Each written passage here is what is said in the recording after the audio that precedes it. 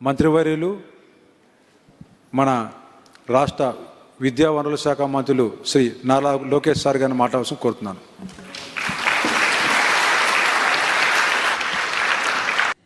ఇప్పుడే రంజిత్ భాష గారు చెప్పినట్లు ఎవరు రాయలా, అక్కడ ఒక్కరు కూడా రాజకీయ నాయకుడు అవుతా సమాజాన్ని మార్చుతాను ఒక్కరు రాయలా. ఐఏఎస్ అధికారి అవ్వాలని రాశారు, ఐపీఎస్కి వెళ్ళాలన్నారు, చార్టెడ్ అకౌంటెంట్ అవ్వాలనుకున్నారు, ఇంజనీర్ అవ్వాలనుకున్నారు, డాక్టర్ అవ్వాలనుకున్నారు. ఇక్కడున్న కనీసం ఒక్కరిద్దరన రాజకీయాల్లోకి వచ్చి ఏ మార్పు అయితే మనం ఆశిస్తున్న సమాజంలో అది సాధించాలని నేను మనసారా కోరుతున్నా. ఈరోజు మిమ్మల్ని అందరం చూస్తే అబ్దుల్ కలాం గారు చెప్పిన విషయం గుర్తొస్తుంది.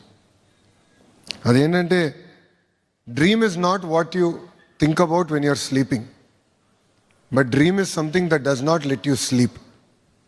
అంటే నిరంతరం కష్టపడి ఒక లక్ష్యం పెట్టుకున్నాం, ఆ లక్ష్యం సాధించేదానికి అహర్నిశలు కష్టపడాలన్న ఆలోచన పట్టుదల వచ్చినప్పుడే మనం సక్సెస్ అవుతాం. దానికి అద్భుతమైన ఉదాహరణ ఇక్కడున్న పిల్లలు మీరందరూ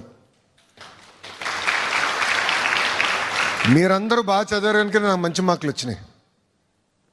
మీకు కానీ తక్కువ మార్కులు వచ్చి ఉంటే నా మంత్రి పదవి కూడా పీకేసీ గారు, గౌరవ ముఖ్యమంత్రి చంద్రబాబు నాయుడు గారు. మీకు ఎగ్జామ్స్ ఎలా ఉందో నాకు తెలియదు, కానీ అందరికన్నా ఎక్కువ కంగారు పడింది నేను. మా సెక్రటరీ గారిని అడిగాను, కమిషనర్ గారిని అడిగాను, ఇంకో కమిషనర్ గారిని అడిగాను, ఎగ్జామ్స్ బాగా జరుగుతున్నాయి కదా, పేపర్ కరెక్ట్గా ఇచ్చాం కదా, ఏం తేడా లేదు కదా. ఎందుకంటే మన అందరి భవిష్యత్తు ఈ పేపర్ పైన ఆధారపడి ఉంది, కేవలం మీదే కాదు నాది కూడా. ఈరోజు చూస్తున్నాం సమాజంలో ఒక చిన్న దెబ్బ తగిలితే తట్టుకోలేని పరిస్థితి. అలాంటిది ఎగ్జామినేషన్ అనేది మీరు సంవత్సరం బాగా కష్టపడతారు, బాగా చదువుతారు, తల్లిదండ్రుల ప్రోత్సాహం ఉంటుంది, వాళ్ళు కష్టపడతారు, అనేక త్యాగాలు చేస్తారు మన కోసం. కానీ ఎగ్జామ్కి వచ్చిన తర్వాత ఒక చిన్న పొరపాటు అటు ఇటు అవుతే చాలా ఇబ్బంది పడతాం. అందుకే మీకెంత పరీక్షనో ఈసారి కూడా నాకంతే పరీక్ష అయింది ఈ బోర్డ్ ఎగ్జామ్స్ అని. వాస్తవంగా చెప్పాలంటే ఇక్కడ బెస్ట్ పర్ఫార్మింగ్ స్టూడెంట్స్ది పేపర్లో యాడ్ వచ్చినప్పుడు నిజంగానే చాలా గర్వపడ్డా. ఎస్, మొదటిసారి ప్రభుత్వ పాఠశాల చదివిన పిల్లల ఫోటోలు వస్తాం, నిజంగానే చాలా ఆనందం కల్పించింది. మీ అందరి పర్ఫార్మెన్స్ వల్ల మా అందరి గౌరవం పెరిగింది సమాజంలో. ఒక మంత్రిగా నా గౌరవం పెరిగింది, కమిషనర్ల గౌరవం పెరిగింది. అంతెందుకు 2 లక్షల మంది టీచర్ల గౌరవం కూడా ఈరోజు పెంచిన ఘనత మీ అందరిది. మీ అందరు తెలుసు, గతంలో ప్రభుత్వ పాఠశాలలు అంటే చిన్న చూపు చూశారు, ఎప్పుడూ ప్రైవేట్ రంగంతో పోటీ పడలేమనేవారు. అలాంటిది ఆ చరిత్ర ఈరోజు తిరిగి రాసిన ఘనత ఇక్కడున్న మీ అందరిది. నేను మీ అందరు తెలుసు పేరెంట్ టీచర్ మీటింగ్ ఆర్గనైజ్ చేశాను. మళ్ళీ జూలైలో పేరెంట్ టీచర్ మీటింగ్ పెట్టబోతున్నాం. మొదటి పేరెంట్ టీచర్ మీటింగ్ పెట్టినప్పుడు నేను చెప్పా, ప్రైవేట్ పాఠశాలలతో పోటీ పడతాం, ప్రభుత్వ పాఠశాలలకు పూర్వ వైభవం తీసుకొస్తాను ఆనాడు నేను చెప్తాం జరిగింది. నిజంగానే ఈరోజు చాలా సంతోషంగా ఉంది. మీ అందరి దయ వల్ల ఆ పూర్వ వైభవం మన ప్రభుత్వ పాఠశాలకు మనం తీసుకొస్తాం కూడా జరిగింది. మీ అందరి కృషి ఉంది, మీ అందరి కష్టం ఉంది. మీ అందరు తెలుసు, విద్యాశాఖ వ్యవసాయం లాంటిది, చాలా కష్టమైన పని. ఈరోజు ఒక విత్తనం నాటిన తర్వాత ఇమ్మీడియట్గా మొక్క రాదు, ఫలితాలు ఇమ్మీడియట్గా రావు. ప్రతిరోజు నీళ్ళు పోయాలి, ఎరువులు వేయాలి, అవసరమైతే పురుగు మందు వేయాలి, మళ్ళీ అకాల వర్షాలు రావచ్చు, కరువు రావచ్చు, అవన్నీ అధిగమించుకుని ముందరికి వెళ్ళాలి. పంట చేతికి వచ్చినప్పుడు బంగారం వచ్చిన భావన రైతులు కలుగుతుందే. అలా ఒక విద్యాశాఖ మార్చులుగా మిమ్మల్ని చూసి ఈరోజు టీచర్లు కానివ్వండి, తల్లిదండ్రులు కానివ్వండి, మొత్తం విద్యా వ్యవస్థని మిమ్మల్ని పర్సనల్గా తీసుకుని నర్చర్ చేసి ఈరోజు ఈ స్థాయికి తీసుకొస్తే నాకు రైతన్నకి ఎంత ఆనందం కలుగుతున్నావు అదే ఆనందం నాకు కలిగింది. ఇంకా కష్టపడాలి, మనందరం పని చేయాలి. ఒక హిస్టరీ అనేది కలిసికట్టుగా మనం సాధించాం. పోయినసారి కూడా చెల్లమ్మ వచ్చింది, కాన్స్టిట్యూషన్ డే, రైట్. అదే అప్పటి నుంచి ఆలోచిస్తున్నా, మీరు స్పీకర్ కదా, కరెక్ట్. ఆ రోజు కరెక్ట్ మాక్ అసెంబ్లీకి ఎక్కడో చూశాను చెల్లిని అనుకుంటున్నా. అప్పటి నుంచి నేను అమ్నాడు విలేజ్. గుడమ్మా, వెల్కమ్ టు ద ప్రోగ్రామ్. ఈరోజు నాకు చాలా గర్వకారణం. ఎందుకంటున్నానంటే వచ్చే ముందర అధికారులు కూడా అడిగా, ప్రతిరోజు అడుగుతా, ఈరోజు స్పెసిఫిక్గా అడిగా, ప్రైవేట్ పాఠశాల నుంచి ప్రభుత్వ పాఠశాలకు ఎంతమంది పిల్లలు వచ్చారంటే 1,06,000 మంది పిల్లలు ఈరోజు మైగ్రేట్ అవుతాం జరిగింది. ఆ క్రెడిట్ అంతా ఇక్కడున్న షైనింగ్ స్టార్స్ది. You have raised the ambition. నేను అనేక సార్లు చెప్పి, ఒకరోజు వస్తుంది ఎమ్మెల్యేలకి రికమెండేషన్ లెటర్లు వస్తాయి, తల్లిదండ్రులు వచ్చి అయ్యా మా పిల్లల్ని ప్రభుత్వ పాఠశాలకి రికమెండేషన్ లెటర్ ఇవ్వండి అని వస్తుందని నేను చెప్తాం జరిగింది. శాసనసభ సాక్షిగా, అంటే అసెంబ్లీ సాక్షిగా నేను ఈ మాట చెప్పాను మంత్రిగా. మొన్న నాకు అదే ఇబ్బంది ఎదుర్కొన్నా. మంగళగిరి నియోజకవర్గం, మీరు ఇప్పుడు ఇక్కడ కూర్చున్నారు, ఇది నా నియోజకవర్గం. మంగళగిరి నియోజకవర్గంలో ఒక అభివృద్ధి కార్యక్రమానికి వెళ్ళినప్పుడు ఒక తల్లి వచ్చింది, నాతో ఫుల్ గొడవ పెట్టుకుంటుంది. ఆ తల్లి, మా పాపకి మీరు పాఠశాలలో సీట్ ఇప్పించాలి. నేను అనుకున్నా, ఓహో ప్రైవేట్ స్కూల్ ఏమో అనుకున్నా, ప్రీ కన్సీవ్డ్ నోషన్. కానీ వచ్చి లేదు, నిడమరు స్కూల్ చూసాం, చాలా అద్భుతంగా ఉంది, రిజల్ట్స్ బాగా వచ్చినాయి, ఆ నిడమరు స్కూల్లో మీరు ఇప్పించాలంటే దండం పెట్టా తల్లికి. తల్లి నేను చేయలేనమ్మా, అక్కడ హెచ్ఎం గారు ఉన్నారు, హెచ్ఎం గారు చిన్న ఎగ్జామ్ పెట్టారు, తప్పదు కొంచెం రాయమనండి, రిజల్ట్స్ బాగుంటే తప్పనిసరిగా పాపకి వస్తుందంటే, లేదు టైం దాటేసాం, అందుకే ఇప్పుడు రాయలేకపోతున్నాం, మీరు 80% రికమెండ్ చేయండి, మా పాపని మీరు ఇస్తారా లేదా సీట్ అని చెప్పే పరిస్థితికి వచ్చారు. ఇలా అన్ని ప్రభుత్వ పాఠశాలలు అవ్వాలనే నా లక్ష్యం, ప్రభుత్వ లక్ష్యం.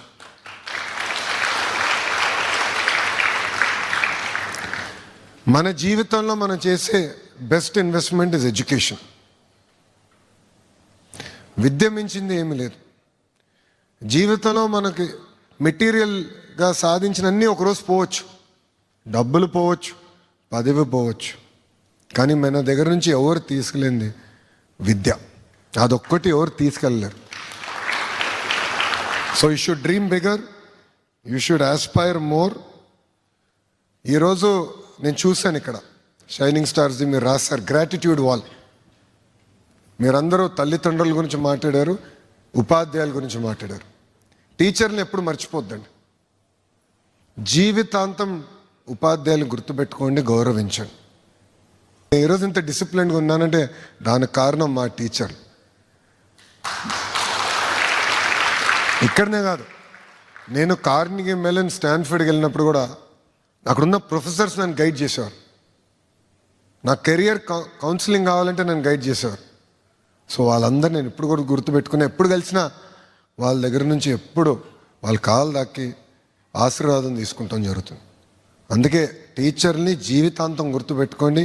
ఈరోజు మీరు ఈ స్థాయికి వచ్చి ఇక్కడ కూర్చోగలుగుతున్నారంటే దానికి కారణం మన టీచర్ల త్యాగం ఉందని మీ అందరికి తెలియజేస్తున్నాం. అంతేకాకుండా నేను విద్యాశాఖ మార్చులు అయినప్పుడు చాలామంది స్కూల్స్ ఇట్లా చేస్తే బాగుంటుంది, అట్లా చేస్తే బాగుంటుంది అన్నారు. నేను ఎప్పుడూ అనేవాడిని, హార్డ్వేర్ కూడా బాగుండాలి కాదని అనట్లా, కానీ సాఫ్ట్వేర్ మర్చిపోతున్నాం. సాఫ్ట్వేర్ అంటే పిల్లలు, టీచర్లు, తల్లిదండ్రులు. ఈ ఎకో సిస్టమ్ పూర్తిగా విస్మరించి అద్భుతమైన భవనాలు కడితే రిజల్ట్స్ వస్తాయి అనుకుంటే చాలా పొరపాటు. అది కూడా అవసరం, దాంతోపాటు ఈ ఇంటిగ్రేషన్ చాలా చాలా అవసరం. అందుకే లీప్ యాప్ తీసుకొచ్చాం. తల్లిదండ్రుల్ని, ఉపాధ్యాయుల్ని స్కూల్కి అనుసంధానం చేసే విధంగా పిల్లలు అటెండెన్స్ ఎలా ఉంది, మార్క్స్ ఎలా ఉంది, ఏ టీచర్ ఏ సబ్జెక్ట్ చెప్తున్నారో తల్లిదండ్రులు కూడా తెలిసే విధంగా ఈ యాప్ తీసుకొచ్చాం. దాన్ని ఇంకా మార్కెట్ చేయాల్సిన అవసరం ఉంది. ఈ సంవత్సరం నుంచి అది రోల్అవుట్ చేయాలని కూడా మేము నిర్ణయం తీసుకున్నాం. ఇంకా స్టూడెంట్ కిట్ గురించి మీకు బాగా తెలుసు. డాక్టర్ సర్వేపల్లి రాధాకృష్ణ గారి పేరుతో స్టూడెంట్ కిట్ అందజేస్తున్నాం. నేను నిర్ణయం తీసుకుంది ఒక్కటే, ప్రభుత్వ పాఠశాలలో అదేవిధంగా విద్యాశాఖలో పొలిటికల్ ఇన్వాల్వ్మెంట్, పొలిటికల్ రంగులు, పొలిటికల్ ఫోటోలు ఉండకూడదని నేను నిర్ణయం తీసుకున్నా. ఎందుకంటే గతంలో నేను టెక్స్ట్ బుక్స్ చూసా, దాంట్లో ఫార్వర్డ్ ఉంటుంది, కమిషనర్ గారు రాసేవారు, దాని తర్వాత సెక్రటరీ గారు రాసేవారు, ఎస్ఎస్ఏ ఎస్పీడీ గారు రాసేవారు, మంత్రి గారు రాసేవారు. అవన్నీ తీసేసాను. మేము ఎందుకు మాడాలి, మా ఫార్వర్డ్ అవసరమా? పిల్లలు తెలుసు బాగా చదవాలని, వాళ్ళని గైడ్ చేస్తే చాలని మేము నిర్ణయం తీసుకుంటాం జరిగింది. మీ అందరికీ విషయం చెప్పాలి. మొదటిసారి పేరెంట్ టీచర్ మీటింగ్ బాపట్ల నియోజకవర్గంలో జరిగింది. ప్రతి పేరెంట్ టీచర్ మీటింగ్కి గౌరవ ముఖ్యమంత్రి గారు వస్తారు. అదేవిధంగా మీటింగ్ కూడా గౌరవ ముఖ్యమంత్రి గారు వచ్చారు. పిల్లలతోనే కూర్చున్నారు. పిల్లలు ఏ భోజనం అయితే తింటారో అదే భోజనం తిన్నారు. అయిన తర్వాత ప్రోగ్రామ్ అయింది. తిరిగి ముఖ్యమంత్రి గారితో ఆ రోజు నేను వైజాగ్ వెళ్ళాల్సిన అవసరం ఉందంటే ముఖ్యమంత్రి గారితో తిరిగి వచ్చా. సార్ హెలికాప్టర్లో వస్తుంటే ఆయన ఒకటి అడిగారు, మనం పిల్లలకి పెట్టే అన్నం ఇదేనా అని. అవును సార్, క్వాలిటీ బాగాలేదు, మార్చండి మీరు. అందుకే మీరు చూస్తే ఈరోజు ఫైన్ రైస్ తీసుకొచ్చాం. ఇప్పుడు కడప కలెక్టర్ గారు ఆధ్వర్యంలో స్మార్ట్ కిచెన్స్ విధానం తీసుకొచ్చారు. ఏంటంటే కుకింగ్ అంతా క్లస్టరైజ్ యూనిట్గా తీసుకుని సెంట్రలైజ్గా కుకింగ్ చేసి వేడివేడిగా ఫుడ్ ట్రాన్స్పోర్ట్ చేస్తే క్వాలిటీ ఉంటుంది, కన్సిస్టెన్సీ ఉంటుంది. పిల్లలకి పొరపాటున కూడా ఎక్స్పైర్డ్ ఫుడ్ ఇవ్వకూడదు అనే లక్ష్యంతో ఈ సెంట్రలైజ్డ్ కిచెన్ ఏర్పాటు చేసాం. గవర్నమెంట్ ఆఫ్ ఇండియా కూడా ఆ ప్రోగ్రామ్ని గ్రీన్ నెట్ చేసి మేము కూడా ప్రోత్సహిస్తామని చెప్తాం జరిగింది. తప్పనిసరిగా మిడ్ డే మీల్లో అనేక అడుగులు వేసాం. ఇంకా ఇంప్రూవ్ చేసే బాధ్యత మేము తీసుకుంటామని ఈ సభాముఖంగా మీ అందరికీ తెలియజేస్తున్నాను. అంతేకాకుండా విలువల లేని సమాజం కాదు, విలువల లేని వికసిత్ భారత్ కాదండి. అందుకే మీరు చూస్తే చాగంటి కోటేశ్వర గారి ఆధ్వర్యంలో రూపొందించిన ఈ మారల్ వాల్యూస్ పుస్తకాలు ఈరోజు మీ పిల్లలకి అందజేస్తాం జరిగింది. పద్యాల ద్వారా చాలా సింపుల్గా పిల్లలకి అర్థమయ్యే విధంగా చెప్తాం జరుగుతుంది. ఆయన ఒక ప్రవచనకి వెళ్ళా, దాంట్లో ఒక మంచి మాట చెప్పాడు, తల్లికి చెప్పలేని పని చెయ్యదు. ఏంటిది? గట్టిగా చెప్పండి. ఇది మనందరం గుర్తుపెట్టుకోవాలి, జీవితాంతం గుర్తుపెట్టుకోవాలి. చాలా సింపుల్ చెప్తాం, ఇంతే చాలా సింపుల్గా ఉంది. బట్ దాని వెనకాల ఎంత ఆలోచన ఉందో చూడండి, ఎంత డెప్త్ ఉందో ఆలోచించండి. ఇది చాలా చాలా అవసరం. నైతిక విలువలు అనేది ఇంకా పెరగాల్సిన అవసరం ఉంది సమాజంలో. ఎంతసేపు డబ్బు పైన ఉన్న శ్రద్ధ ధ్యాస నైతిక విలువలపైన లేకుండా పోయింది. సో ఇక్కడున్న మీరందరూ నైతిక విలువలకి నిలబడతారని ఈ సభాముఖం నేను మిమ్మల్ని అందరినీ కోరుకుంటాం జరుగుతుంది. అంతేకాకుండా మహిళల్ని గౌరవించడం కూడా మనం అందరం నేర్చుకోవాలి. ఇక్కడ చూస్తున్నాం బెస్ట్ పర్ఫార్మర్స్ ఎక్కువ మంది మహిళలే ఉన్నారు, ఆడపిల్లలు ఉన్నారు. నేను అనేక సార్లు చెప్పా, తెలుగు వాడక భాషలో కొన్ని పదాలు ఉంటాయి. గాజులు తొడుక్కునేవా, చీర కట్టుకునేవా, అమ్మాయిలాగా ఏడవద్దని. అది ఎప్పుడైనా నాకు బాధ కలుగుతుంది.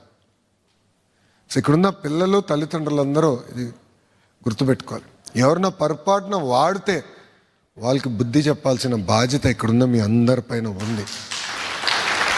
మాట్లాడాలి, మన ఇంట్లో మాట్లాడాలి. మార్పు ఏదైతే మనం సాధించాలనుకుంటున్నాం మన ఇంటి నుంచే మొదలవ్వాలి. అది ఇక్కడున్న మీరందరూ గుర్తుపెట్టుకోవాలి.